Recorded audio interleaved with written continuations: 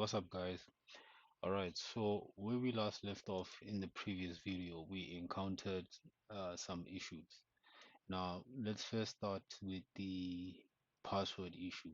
So, I was under the suspicion that when I registered the user, this particular user, I didn't use password 123. I think I used an incorrect, or probably I typed in an extra character or something like that. So I was under the suspicion that the password 123 that I thought I had set up within this user account was incorrect. And it turns out it's true because what I then proceeded to do within the application. So if you come here within the main class, so this is the main class. So what I did was I rehashed the password 123, just so I can test.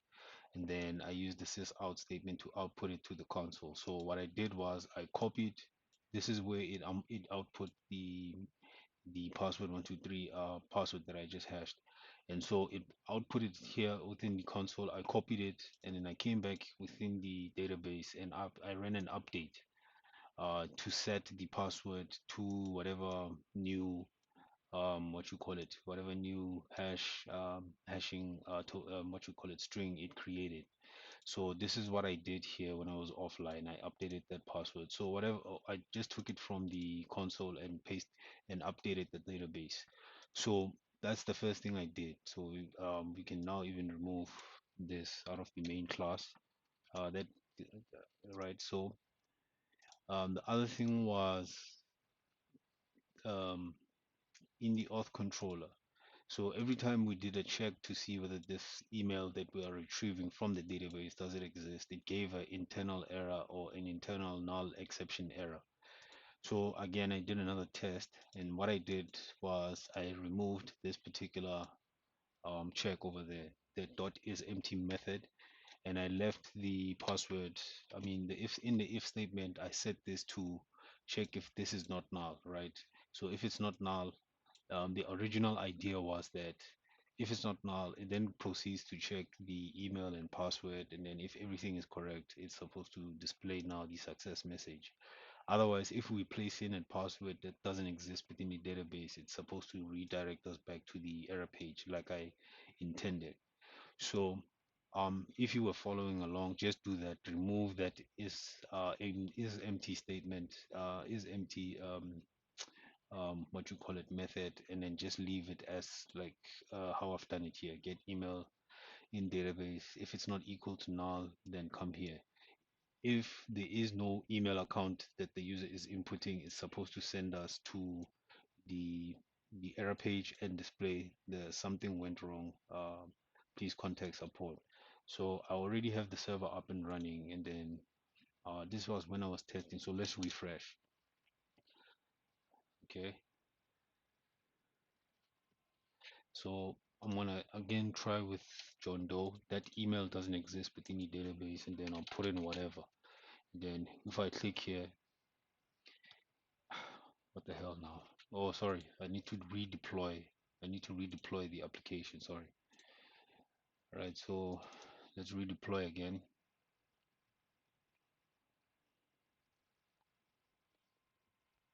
We will test again once it's back up. Okay, the server is now up. Let's try again. I'm gonna refresh. Okay, so I'm gonna say John Doe. Click login. All right, so as you can see, it's now displaying the error message that we intended within our application. So again, if you were following along, just use this method to check and see if there is any null values returned from this SQL query. All right, so but if it's not null, it's then supposed to come in here and then check and get the password using the validated password from our query there. And then if the password is correct, it's then going to display a success message. Otherwise, it will say incorrect username and password. So before when we tested it, let's come back here. It kept on saying incorrect username or password. So now if I click OK, it's now showing the login successful message. So this had nothing to do, initially it gave us the incorrect username and password. So this had nothing to do with how we are checking it here. It had everything to do with what password we stored when we created this account. So again, so uh, that was what we did here is just is fine. So again, if maybe you were not getting that error, that's also fine. But I got it due to the fact that I inserted an incorrect password within the database. I don't know what I set up there, but yeah. So but in any case, yeah, just change that to just change your if statement to check and see if this is not equal to null. Otherwise, it's gonna redirect us back to the error page. Okay. So now the other thing we need to check is whether or not the account is verified. So remember, we're going to check this particular field if it's returning 0 or 1. All right, so for that, we then need, I'm going to stop the server now. For that, we then need another method within here, which is going to return an integer. So we're going to say is verified, right? And then what am I doing? Right, we can just copy this, right? And then here we're going to check the verified field, right? Where the email equals to that, and then the parameter is going to be the same. Might as well just copy what we did here and paste it within here. Okay, let's put some space in there. All right, so we're checking whether or not that particular field, we're going to check and see if that particular field is equal to 1 or not. All right, so let's close this. Let's close the index controller. So here we can just say int, and then equals to user repository dot is verified. You're gonna get the email. You can use that one. What's the issue here? Delete unreachable statement.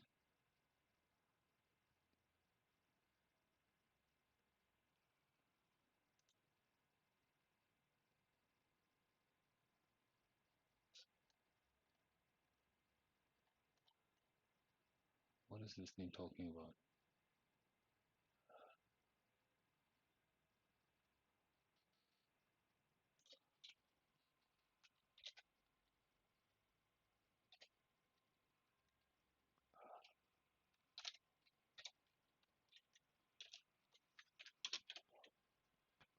Sorry, if it's not equal to 1.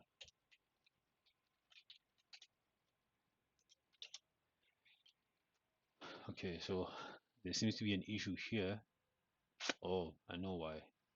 It's supposed to do this check within here. So let's remove this part here, right? Okay, so here we're checking if it's not equal to null, we redirect the user back to the login page, right? Copy that, paste it there. We will say this account is not yet verified, right?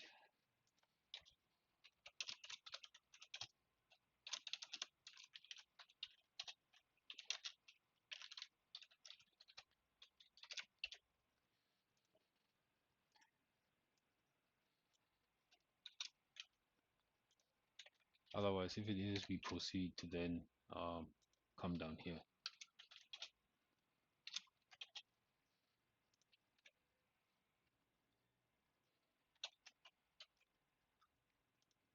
All right, so this field needs to be set to 1. If it's not, it'll redirect them back to the login and ask them to verify account. In fact, we need to change that message. Let's see. Account is not yet verified. Please check email and verify account. That makes much more sense.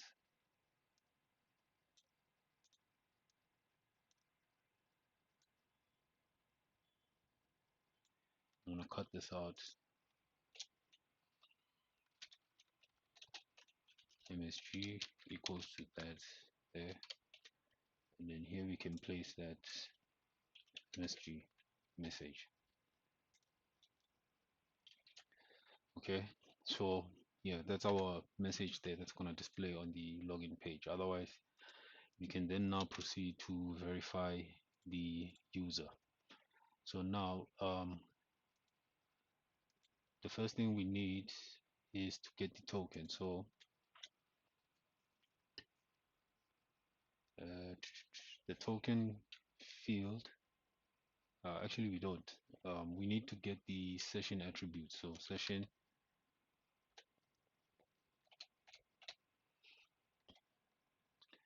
let's import HTTP session and then name it session. All right. So here we're gonna say we need the user.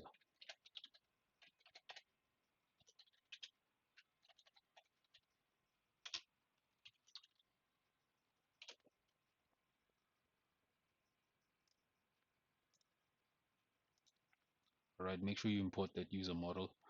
All right. So now this is where the challenge is gonna come in. Um, um, Let me remove that error there.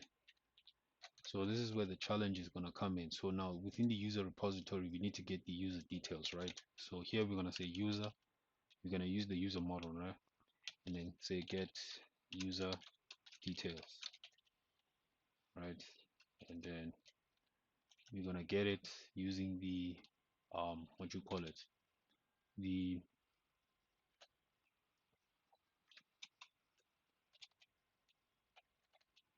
the email parameter.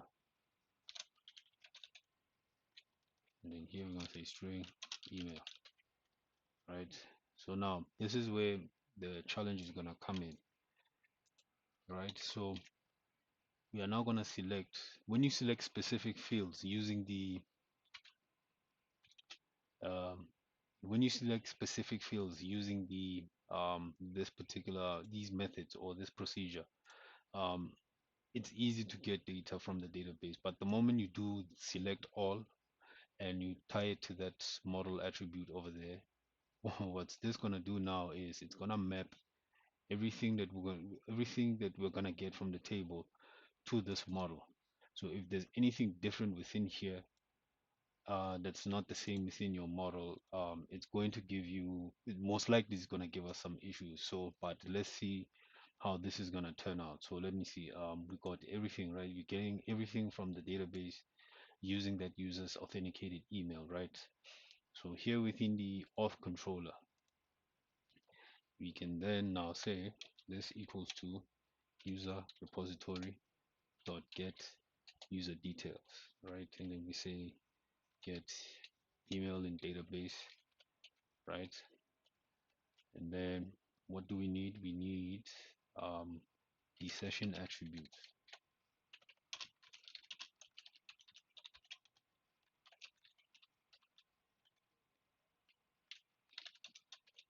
So we say session, and then we're gonna say set attribute. We're gonna say user, and then we're gonna say user model. We're gonna tie it to that to this user model, right? Then this one is gonna be session, and then we're gonna say set attribute, and then we're gonna say token, and then it's gonna equal to the token that's coming from the form, right? And then the other one we need, we'll just say session and then dot set attributes, and then we can just name it authenticated, sorry. And then here we're gonna set it as to true. So we don't need to set a separate boolean value. We can just set it here within the attribute itself. All right. And then if we wanted to, we could set a cookie, but yeah, I don't think we need that. So now here we're going to redirect the user using the redirect method. So we're gonna say redirect, and then colon, and then we're going to say app, and then dashboard. So now don't stress about this, we haven't created this yet, but yeah, so for now that's all we need. um yeah, all right, so we will be redirecting the user back, and then these session attributes would have been set within the session. Okay, so make sure if you want to set the session to import the http session object.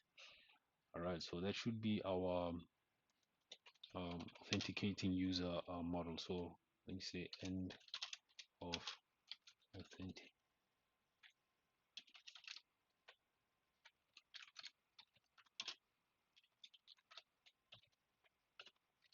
Okay, so now here within the controller we can then create an app controller, right?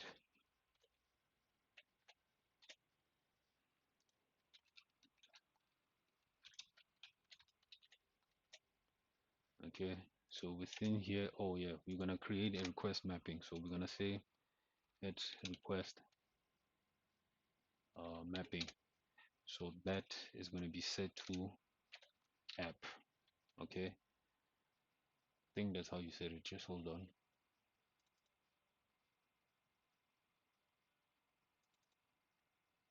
Yeah, we don't need a trailing slash there.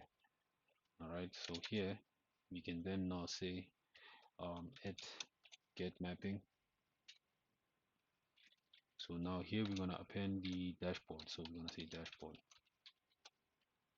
I hope I spelled that correctly. And then here we're gonna say public model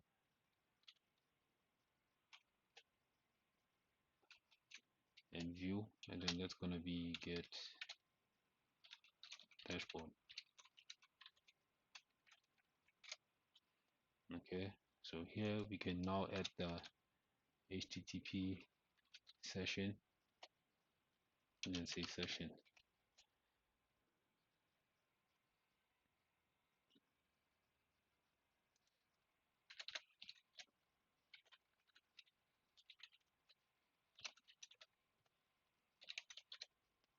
All right, okay, so now within here we're going to say model and view, and then get dashboard page, and then equal to new model, and then we're just going to say dashboard within here. So remember, the name of the view that we place in here is going to be what needs to be down here within the JSP file. Okay, and then from here on, first thing we need to get is the session. So we're going to say user, and then user, let's import this. Right, equals to session dot get attribute, and then we're going to say user, sorry, user. By the way, we need to typecast, so we're going to have to say user.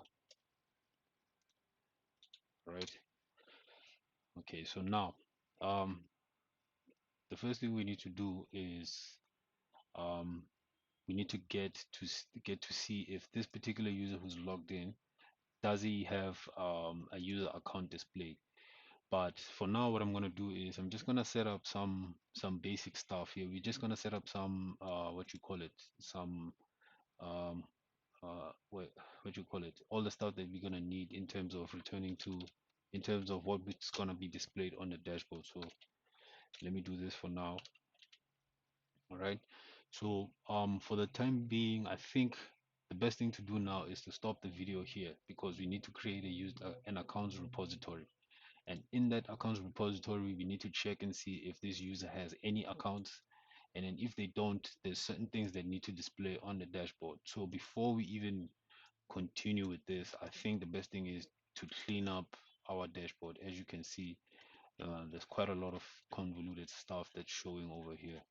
And this might take a while. So I don't want this particular video to linger on too long. So, but for now, within the auth controller, we did everything that we needed. And then just to explain, as you see here, I'm saying app and then dashboard. So now if we come to the app controller, what it's gonna do is within the URL, it's first gonna say something like app and then dashboard. And that is why I set up that request mapping over there. So don't worry about this because we're gonna use interceptors to protect against this people accessing this particular dashboard and so forth. That is why they are. I'm just accessing the user session object here, like I'm accessing it now. So, but in any case, I think before we continue here, the first thing we need to do is clean up our dashboard and set up components to display based on certain, well, what you call it, certain factors and whatnot. Okay, so let me end the video here, and then in the next video we're gonna clean up our dashboard so that once the user is authenticated and needs to be redirected to the dashboard, we can then display certain information based on what has been stored within the session. All right, guys. Yeah, that's it for the video. If you've liked what you've seen so far, please don't forget to like, share, and subscribe. And then I'll see you within the next video. Cheers for now.